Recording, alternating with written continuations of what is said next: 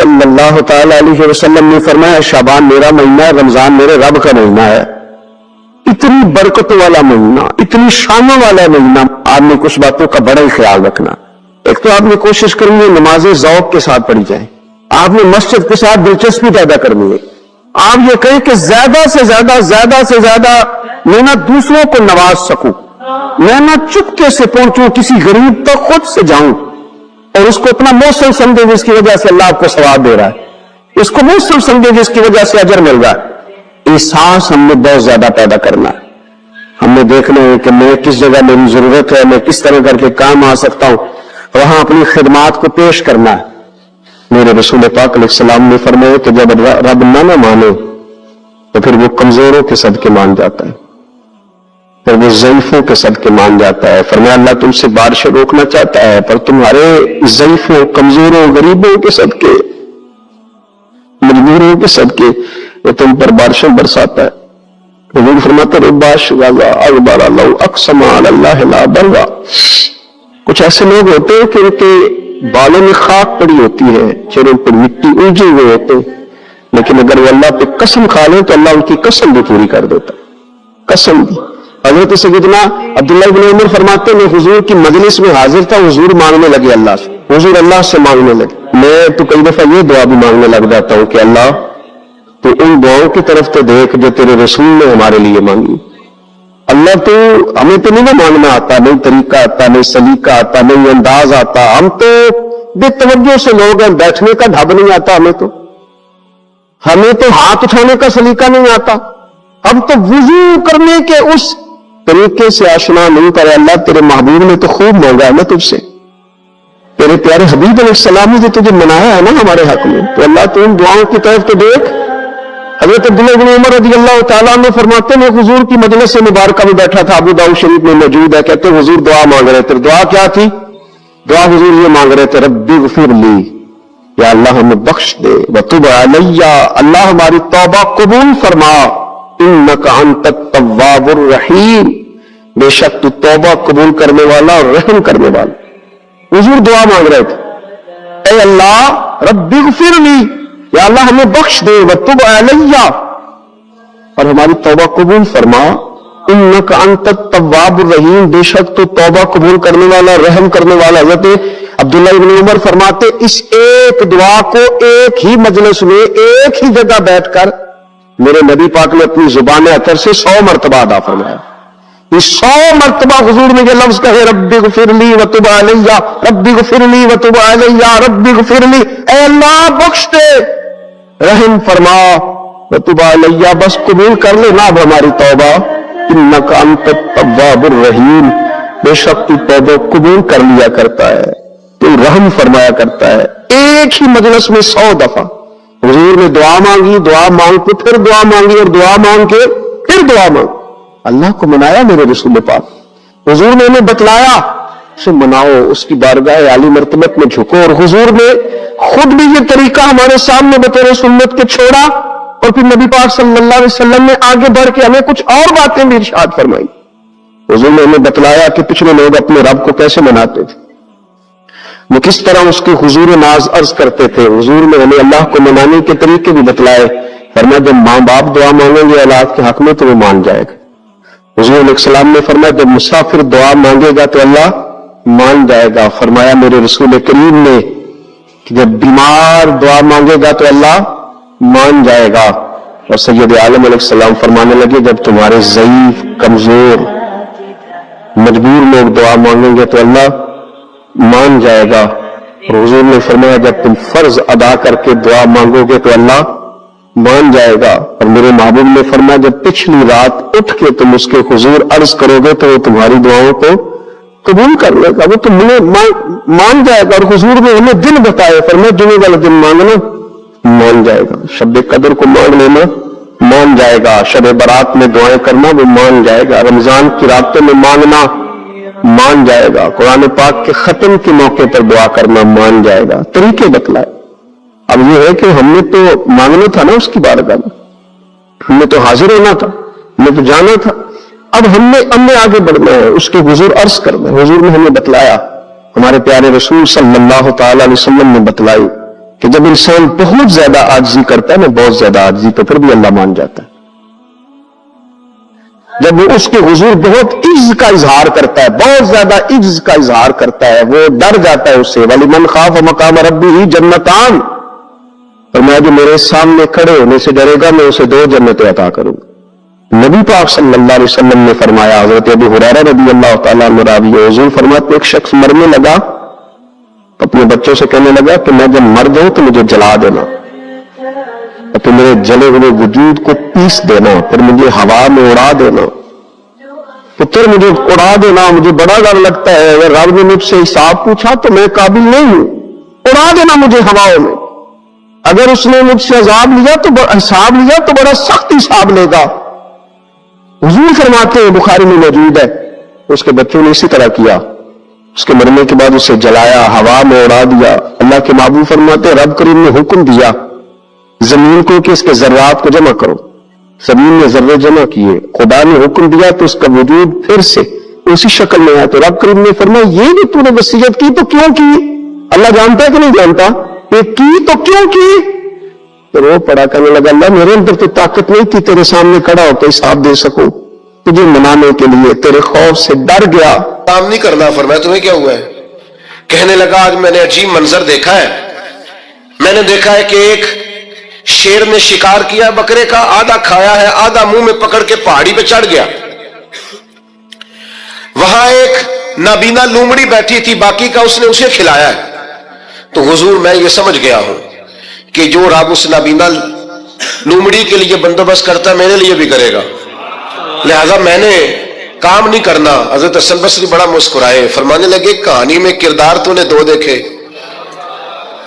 ایک شیر ایک لومڑی۔ فرمانے لگے کیا بات ہے تیری، تو نے لومڑی بننے کا پروگرام بنایا، شیر بننے کا کیوں نہیں بنایا؟ تو شیر بننا، شکار کر، خود بھی کھا دوسروں کو بھی کھلا۔ یہ کیا بات ہوئی؟ امت کے جوان فائلیں لیے دفتروں کے چکر لگاتے اور اپنی بغل میں کاغذات لیے امبیسیوں کے پھیرے کاٹتے اور ایجنٹوں سے سوال کرتے کہ مجھے ملک میں سے باہر جانا ہے، کیا طریقہ ہے؟ یہاں رہ کے بھی محنت ہو سکتی ہے، اپنی مٹی پہ چلنے کا سلیقہ سیکھو، سنگ مرمر پہ چلو گے تو پھسل جاؤ گے۔ دوستو سنو، میرے کریم نے فرمایا جا لکڑیاں، ایک پیشہ برا ہے میرے بھائیوں، ایک پیشہ، وہ ہے کسی کے آگے ہاتھ پھیلانا۔ باقی دنیا میں کوئی پیشہ برا، جو ٹھیلا لگاتا ہے اور مالٹے بیچتا ہے اور سیب بیچتا ہے، بڑا عزت والا آدمی، یہ شارٹ کٹ چھوڑ دو، دوسروں پہ بھروسہ کرنا چھوڑ دو۔ وہ شاعر ایک بیٹھا تھا نا، شاعر مجھ سے ناراض نہ ہو جائیں، تو کئی دفعہ وہ شعر و شاعری میں بھی ان کی حالت بڑی خستہ ہو جاتی ہے۔ جن دنوں لوگ پتلے کپڑے پہنتے ہیں، بعض شاعروں نے ان دنوں میں بھی موٹی چادر لی ہوئی ہوتی ہے۔ تو ایک جگہ بیچارہ بیٹھا تھا کونے میں، اللہ ماشاءاللہ سب کی بات نہیں، تو حالت ایسی خستہ تھی، ایک بندہ 5 روپے پھینک گیا، تو تھا خوددار، بڑی تکلیف کو اٹھا اپنے پیسے، تو اس نے کہا آپ کی حالت بتا رہی ہے، آپ کو ضرورت ہے۔ اس نے کہا ضرورت پڑی تو اللہ رسول سے مانگوں گا، تیرے سے کیوں مانگوں گا؟ شعر بڑا قیمتی کہا، اس نے کہا یہ آرزوئے کرم اور میں آپ سے کروں، یہ آرزوئے کرم اور میں آپ سے کروں، یہ بھیک اس کو دیجئے جس کا خدا نہ ہو۔ میں تو وارث ہے میرے اللہ رسول، میں کو لوارث ہوں کہ تیرے سے مانگتا پھروں؟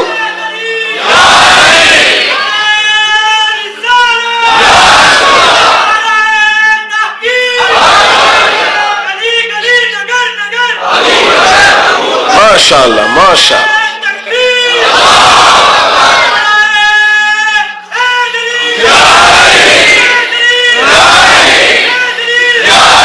بس ہم سمجھے ہماری قیمت وصول ہو گئی، اگر خودداری پر نوجوان نعرے لگانے لگ گئے تو پھر تو بات بن گئی، لگتا ہے محنت کا ارادہ بن گیا ہے۔ انشاءاللہ تعالی کشکول ٹوٹنے کا ٹائم آ گیا ہے، کرم کی برکھا برسے گی، یہی ملت کا جوان قیادت کرے گا۔ اور یاد رکھنا، ہمیشہ قیادتیں غریبوں کے بچوں نے کی ہیں، جنہوں نے آدھی قیمت پہ کتابیں لے کے پڑھی ہیں، بڑی ڈگریاں انہوں نے حاصل کی ہیں۔ یہ کمزور نہ پڑھو، نبی پاک داعیہ اللہ ہے، حضور نے جگایا ہے، 15 دن نظر نہ آنا، مزدوری کر۔ وہ نوجوان 15 دنوں کے بعد آیا، اب تیرا حال کیا ہے؟ اس نے کہا حضور پہلے ایک پیالہ تھا نا، اب سارے گھر کے برتن بن گئے. پہلے ایک بستر تھا، اب سارے گھر کے بستر. اور نوجوانوں، ہم نے سہارا بننا ہے. ماں سے کہنا ہے اب تو نے آنسو نہیں بہانے، تیرا پتر بڑا ہو گیا ہے. بہن سے کہنا ہے اب تو کبھی پریشان نہیں ہوگی، تیرا بھائی بڑا ہو گیا ہے. بوڑھے باپ کے پاس بیٹھ کے کہنا ابا جی بس اب آنسو پوچھ دو، آج کے بعد پریشان نہیں ہونا، پتر جوان ہے. اپنی بیوی سے بچوں سے کہنا کہ کسی خواہشات پوری کرنے کے لیے تمہیں دیر تک انتظار نہیں کرنا پڑے گا، ہم میدان میں ہیں، بس اپنی مٹی پہ چلنے کا سلیقہ سیکھو. سنگ مرمر پہ چلو گے تو پھسل جاؤ گے. نبی پاک نے محنت کو سپورٹ کیا ہے، مشقت کو سپورٹ کیا. حضور علیہ السلام نے فرمایا سب سے بہترین کمائی وہ ہے جو تو اپنے دو ہاتھوں سے محنت کر کے کھاتا ہے. فرمایا اللہ کے نبی حضرت داؤد علیہ السلام محنت کر کے کمایا کرتے. سنگیوں کام کرنا. اور دوسری بات بھروسہ اللہ رسول پہ. بھروسہ ادھر دیکھو میری طرف. دنیا داروں سے امیدیں لگا لیتے ہو بہت زیادہ، تو وہ دنیا دار بندے بیچارے کمزور ہوتے ہیں. جی یہ الیکشن کے دن تھے، گزشتہ سے پیوستہ الیکشن جو گزرا ہے، تو میرا ایک پیار والا دوست بھی ایک MNA کے امیدوار کا بڑا ووٹر سپورٹر تھا. یہاں اس نے اس کا بیج فوٹو والا لگایا ہوا تھا. میں رات کو دیر سے جلسے سے لوٹ رہا تھا تو وہ کھڑا تھا باہر، اور اندر امیدوار صاحب تقریر کر رہے تھے. میں نے کہا ادھر آ. وہ آ گیا. میں نے کہا تو بڑا ووٹر سپورٹر ہے، جا تقریر سن جا کے. تیرا لیڈر تقریر کر رہا ہے، تو باہر گھوم رہا ہے. کہندا پیر صاحب جھوٹ پہ ماردا جو سارے جھوٹ بول رہا ہے، کرنا کرانا کچھ نہیں. تو میں کہ یار جی ایڈے پکے ووٹر سپورٹر کو بھی پتا ہے کہ جھوٹ پہ ماردا ہے، تو ہم تو ویسے ہی سپورٹر نہیں ہیں. ہم نے تو کی محبت تو سیاست کا چلن چھوڑ دیا. ہم اگر عشق نہ کرتے تو حکومت کرتے. او بھائی جب پکے ووٹر سپورٹروں کو امیدیں نہیں ہیں تو آپ کن سے امیدیں لگائے بیٹھے ہیں؟ آپ جدوجہد کریں اور امیدیں اللہ رسول سے. نبی پاک علیہ السلام نے فرمایا جو رب پہ بھروسہ کرے گا اللہ کی رحمت اس کی کفایت کرے گی. وَإِن يَتَوَكَّلْ عَلَى اللَّهِ فَهُوَ حَسْبُهُ، وہ اللہ پہ بھروسہ کرے گا اللہ اس کے لیے کافی ہو جائے گا. ادھر دیکھو یار موبائلوں والے دوستوں، بات سنو. گھبراہٹ نہیں، ٹینشن نہیں، انزائٹی نہیں، ڈپریشن نہیں. مومن اور ڈپریشن، مومن اور انزائٹی، مومن اور ٹینشن. وہ جی مجھے پتا نہیں مجھے کیا ہو رہا ہے، جی مجھے خوف آتا ہے. آپ کو خوف آتا ہے مومن ہو کے؟ آپ کو یہ کرونا کے دن تھے تو مجھے لے گئے ایک سرکاری ہاسپٹل میں، آپ کچھ یہاں بات کریں، لوگوں کو حوصلہ دیں. تو ایک ڈاکٹر صاحب مجھ سے کہنے لگے جی مجھے نہ تنگ جگہ بڑی گھٹن ہوتی ہے، تو موت سے بڑا ڈر آتا ہے، قبر تو بڑی تنگ ہوتی ہے. میں نے کہا ڈاکٹر صاحب کچھ بھی نہیں. کہنے لگے سانس ہی نہیں آتا، چاروں جانب سے بند ہے. تو میں نے کہا بچہ بھی تو ماں کے پیٹ میں سانس لیتا ہے نا. آپ نے تو سبحان اللہ کہا. وہ ڈاکٹر تھے، انہوں نے نہیں کہا. وہ کہنے لگی جو تے اما لیندی صاحب. ہنستے نہیں جی، باتیں ہنسنے کو نہیں سنا رہا، میں فکری باتیں کر رہا ہوں. کہا وہ تو اما آکسیجن لیتی ہے تو بچے کو جاتی ہے. تو میں نے کہا چلے ڈاکٹر صاحب وہ جو انڈے سے بچہ نکلتا ہے اس کے تو چاروں جانوں کوئی صورت نہیں ہوتی سانس کی. تو مجھے کہنے لگے آپ کہنا کیا چاہتے ہیں؟ میں نے کہا میں یہ کہنا چاہتا ہوں قبر کی دو حالتیں ہیں. قبر دوزخ کے گڑھوں میں سے گڑھا بھی ہے اور جنت کے باغوں میں سے باغ بھی ہے.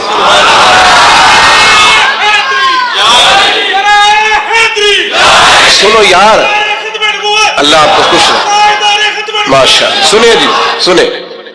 میں نے کہا اگر کسی کا یہ ذہن بن جائے کہ مرنے کے بعد میں نے باغ میں جانا ہے، ایک منٹ کے لیے سوچو نا یار. یعنی ادھر قبر بند ہوئی تو نیچے باغ، اور باغ بھی معمولی نہیں، جنت کے باغوں میں سے باغ. اور باغ ایسا شاندار جس میں آنکھ کھلی تو پہلی زیارت ہی مدینے والے معبود کی. آج پھولے نہ سمائیں گے کفن میں آسی، آج کی رات ہے ان سے ملاقات کی رات. وہاں جانے سے خوف آتا ہے. مومن خوف ٹینشن، مومن کو ایک ہی خوف ہے اللہ کا، رب سے ڈرتا ہے، اللہ کے سامنے کھڑے ہونے سے ڈرتا ہے. باقی مسائل کا خوف کرنا، غربت کا خوف کرنا، لوگوں سے ڈرنا، یہ نکل آئے آپ اس ٹینشن سے. رب جس کو عزت دے اس کی چھین کوئی نہیں سکتا. اللہ جسے رزق دے اس کے ہاں آنے سے روک سکتا. کوئی نہیں روک سکتا. طاقتور ہو کے زندگی گزاریں. نبی کریم علیہ السلام نے اپنے امتیوں کو مضبوط فکریں دی, توانائیاں دی ہیں. آپ غور کریں نا, حضور ایک جنگ سے واپس لوٹ رہے تھے, صحابہ بھی ساتھ تھے. ادبن صحابہ کرام علیہم رضوان ذرا دور دور ہٹ کے لیٹ گئے. ادبن, یہ بھی میرے دوست نے سیدنا صدیق اکبر کے نام کا نعرہ لگایا نا, دن بھی سیدنا صدیق اکبر کے. بس میں اس وقت عنوان ان کا نہیں ہے, اتنی بات کرتا ہوں کہ دنیا میں ایک فلسفہ بیان ہوتا ہے کہ جو زیادہ قریب رہتے ہیں وہ زیادہ ادب نہیں کرتے, اور یہ کوئی غلط بات نہیں, ایسا ہوتا ہے اکثر. جو زیادہ قریب ہوتے ہیں وہ زیادہ مؤدب. لیکن حضرت صدیق اکبر کا کمال یہ ہے, انہوں نے دنیا کے سارے فلسفے ہی غلط کر دیے. قریب بھی سب سے زیادہ وہی تھے اور ادب والے بھی سب سے زیادہ وہی تھے. فلسفہ ہی غلط قرار دے دیا. لوگوں کو بتایا کہ محبت رسول کی باری آئے تو فلسفے بدل جایا کرتے ہیں.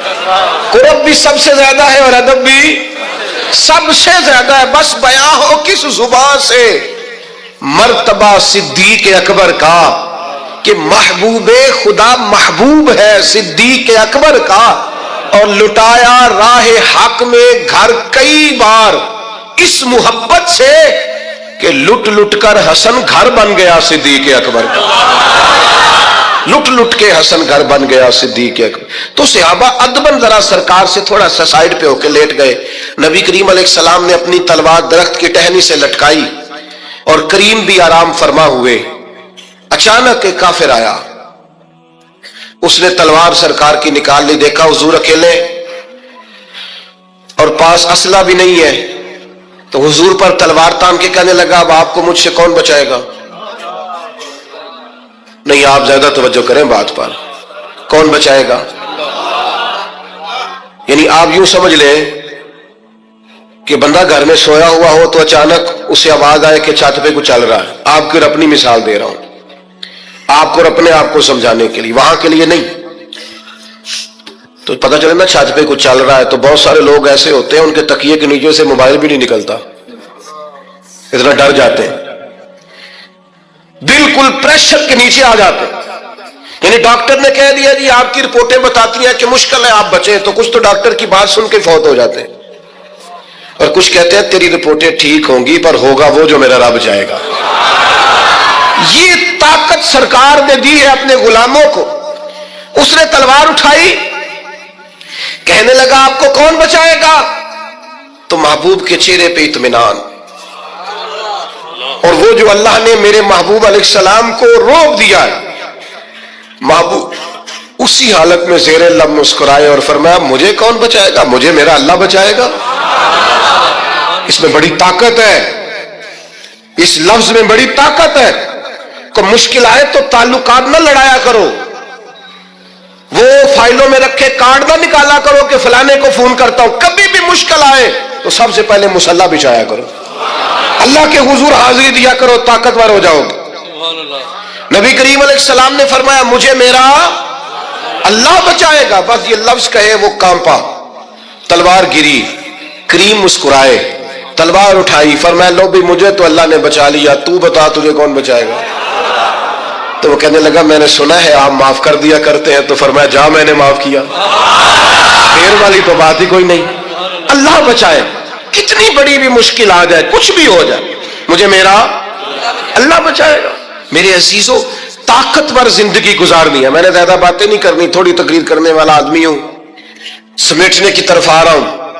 اپنی زندگی میں اپنے افکار و نظریات میں کبھی بھی کسی قسم کی بھی کمزوری پیدا نہ کریں. نبی اکرم صلی اللہ تعالی علیہ وسلم نے اپنے غلاموں کو تازہ دم رکھا ہے, ان کو فکری توانائیاں عطا کی ہے.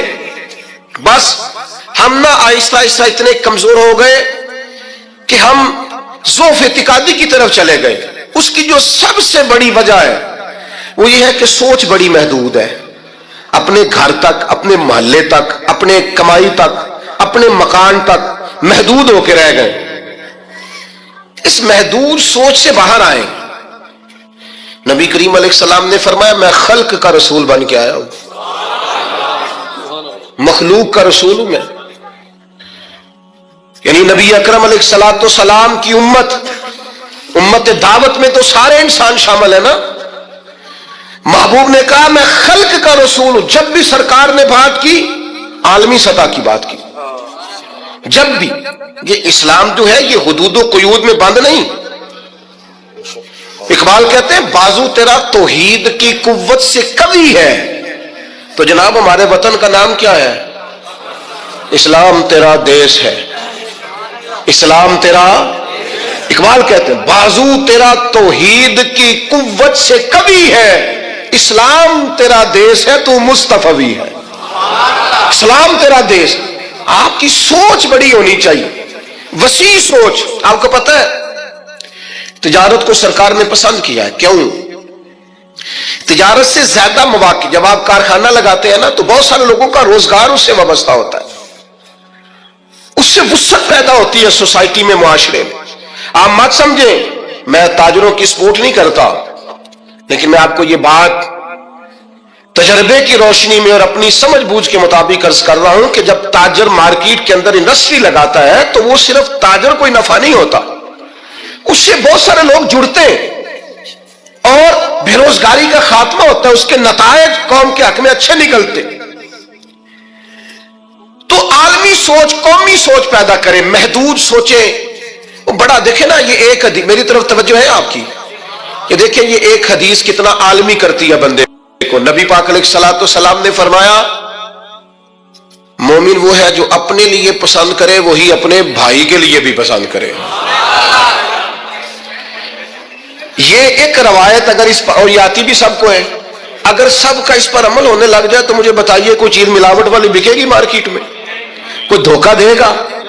कोई ऐसा काम जो गलत हो? बैठ जाए बेटा, तशरीफ रखें सारे, अल्लाह को वो एक उठेंगे तो फिर तो सारे उठ जाएंगे। मेहरबानी करें, बस मेरी बात मुकम्मल होगी, पैगाम मैंने जो देना था दे लिया, समेट रहा हूं बात को। याद रखिएगा कि आलमी सोचे, कौमी। आप जब अपने भाइयों के लिए भी वही पसंद करेंगे जो खुद पसंद कर रहे हैं तो सोसाइटी में कितना निखार आए। सरकार जब भी बात करते थे बड़ी बात करते थे, भाई इल्लल्लाह है ना, तो जब भी बात की आलमी। एक सफर से हुजूर वापस तशरीफ लाए, कई दिनों के बाद हुजूर तशरीफ लाए तो सफर का असर था, थकावट थी वजूद अतहर पर, बज़ाहिर लिबास मुबारक पर भी असरात थे सफर के। सैयदा तैयबा ताहिरा हजरत सैयदा ज़हरा रदी अल्लाह तआला अन्हा, आपने जब देखा ना सरकार की कैफियत को तो आंखों में आंसू आ गए। तो अर्ज करने लगी, रो के अर्ज करने लगी, या रसूल अल्लाह आप दीन के लिए कितनी मुशक्कत बर्दाश्त करते हैं, कितनी आप तकलीफ उठाते हैं, आंसू बहाए। अब मुझे बताइए हमारा कोई बच्ची बच्चा ऐसी बात करे तो हम कहते हैं तुझे तो एक दुख का पता है, मेरे तो बहुत ज्यादा है, तो किताब खोल देते। जब कहा या रसूलल्लाह आप कितनी तकलीफ उठाते हैं, तो पता है नबी करीम ने क्या फरमाया? हुजूर फरमाने लगे फातिमा आपके वालिद को अल्लाह ने बड़े मकासद के लिए दुनिया में मबूस फरमाया, बड़े मकासद के लिए दुनिया में मबूस फरमाया है। फरमाया ना कोई घर कच्चा बचेगा, ना पक्का बचेगा, ना कोई झोंपड़ी बचेगी जहां अल्लाह ताला हमारे दीन के पैगाम को पहुंचा नहीं देगा। तो जब बड़े मकासद के लिए निकलना है तो फिर ये सोबतें तो चलेंगी, ये आजमाइशें तो चलेंगी। मेरे भाइयों, वसीउ ज़र्फी, वसीउल क़ल्बी, कुशादा सीना, बड़ा दिल, बड़ा हौसला, बड़ी सोचें, बड़े अफकार अपनी जिंदगी में पैदा करें। नौजवानों, आराम पसंदी थोड़ी कम करो। हर वक्त लेटना, हर वक्त आराम तलाश करना, ये कमजोर कर देता है जवानों को। लक़द ख़लक़नल इंसान फ़ी कबद, हमने इंसान को मुशक्कत में रहता हुआ पैदा किया। मैंने अभी दोस्तों से कहा है, फिर आपकी खिदमत में अर्ज करता हूं, रात हो गई है तकरीबन 11 घंटे की, 7 बजे शाह होती है और 6 बजे के बाद ही उमूमन सब जगहों पे फजर की नमाज होती है, तो 11 घंटे की रात बनती। बहुत ज्यादा भी डॉक्टर कहता है कोई सोए तो 8 घंटे सो ले, नींद पूरी है। अगर इशा के बाद मोबाइल करो जल्दी बंद, तो जरा सहरी में उठो, बंदा हो जवान और उठ के पड़े ताज्जुद,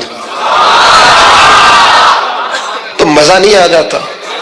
और जो सहरी के वक्त दुआ का मजा है, जो दुआ की लज्जत है, نبی کریم علیہ السلام نے صبح صبح سیدہ پاک کو آواز دے کے کہا یہ ہماری تعلیم کے لیے، فرمایا اٹھو، یہ رب کریم سے سوال کرنے کا وقت ہے۔ پچھلی رحمت، پچھلی راتی رحمت رب دی کرے بلند آوازہ، او بخشش منگن والے کانن کھلا جے دروازہ۔ لیکن ہمارا مسئلہ یہ ہے کہ جس ٹائم جاگنا ہے اس ٹائم سوتے ہیں، جس ٹائم سونا ہے اس ٹائم۔ ایک گزارش تو یہ ہے کہ کوشش کریں ان راتوں میں تو کم از کم تہجد پڑھی جائے، اور یہ کوشش کر کے دیکھیں مزہ آئے گا۔ اور پھر ادھر ادھر لوگوں کو دکھ بتانے کی بجائے نا، جب تہجد کی 2 رکعتیں پڑھ لے تو سارا اپنے رب کی بارگاہ میں عرض کر دے، بوجھ بھی ہلکا ہوگا دل کا، راز بھی رکھا جائے گا اور کرم بھی ہو جائے گا۔ اور دوسری گزارش یہ ہے کہ سرکار دو عالم علیہ السلام نے نوجوانوں سے کہا تھا جوانوں یا نکاح کرو یا روزے رکھو۔ یہ بڑے آسان دن ہے روزے رکھنے کے لیے، کم از کم پیر کا تو ضرور رکھے نا، ٹھنڈا وقت ہے، کچھ نہ کچھ وقت یہ آپ کو جو عبادت ہے یہ مضبوط کرے گی، دنیا داروں سے بے نیاز کرے گی۔ سب سے طاقتور وہ مومن ہوتا ہے جسے رب کو منانا آتا ہے، دعا ہتھیار ہے مومن کا، مصلح کے ساتھ وابستگی پیدا کرے، یہ باقی سارے چکروں سے باہر آ جائیں۔ مجھے ایک نوجوان نے کہا کہ یہ لوگ مشہور کیسے ہوتے ہیں؟ میں نے کہا کہ تو شہرت وہ ہے جو لوگ کشید کرتے ہیں، یہ لیے پھرتے ہیں بیچارے آج کل بہت سارے لوگ، جیسے بھی مشہور ہونا پڑے ہونا ہی ہونا ہے، یہ خطرناک ہے۔ ایک شہرت وہ ہے جو خدا اپنے فضل سے دیتا ہے، اللہ اپنے کون سی سیجعل لهم الرحمن ودا، فرمایا جو ایمان لانے کے بعد اچھے عمل کرے گا رحمان لوگوں کے دلوں میں محبت پیدا فرما دے گا۔ یہ خدائی ہے، محبت خدائی، تو یہ کشید نہ کرے، اللہ جو عطا کرے اس پر توجہ کریں۔ ایک تو میں نے آپ کی خدمت میں یہ بات عرض کی ہے کہ ہم نے کوشش کرنی ہے محنت کرنے کی، کسی دنیا دار کے ہاتھوں کی طرف دیکھنا، محنت کریں گے انشاءاللہ، کوشش کریں گے۔ اور دوسرا بھروسہ کرنا ہے رب رسول پہ، اور تیسرا ذہن رکھنا ہے ذرا وسیع قسم کا، محدود سوچیں پیدا نہیں کرنی۔ اللہ تعالی ہماری حاضری کو قبولیت کا شرف عطا فرمائے۔ اب دعا فرمائے۔ اللہم صلی علی سیدنا و مولانا محمد معدن الجود والکرم وعلی آلہ وبارک وسلم۔ اللہ ہماری حاضری قبول فرما، ہمارے گناہوں کو معاف فرما، ہماری غلطیوں سے درگزر فرما، ہمارے علم کو نافع، عمل کو صالح فرما، امت کے حق میں رحمت والے فیصلے فرما، وطن عزیز پاکستان پر نگاہ لطف و عنایت فرما، بیماروں کو شفا عطا فرما، مقروضوں کو قرض کے بوجھ سے رہائی نصیب فرما، تنگ دستوں کے رزق میں وسعت فرما۔ اللہ تعالیٰ دنیا ہو یا آخرت ہو ہماری پردہ پوشی فرما، ہماری پردہ پوشی فرما، ہماری پردہ پوشی فرما۔ اس محفل کو سجانے والوں اور تشریف لانے والوں سب کو دارین کی برکت عطا فرما۔ رب اغفر وارحم وانت خیر الراحمین۔ صلی اللہ تعالی علی حبیبہ سیدنا محمد۔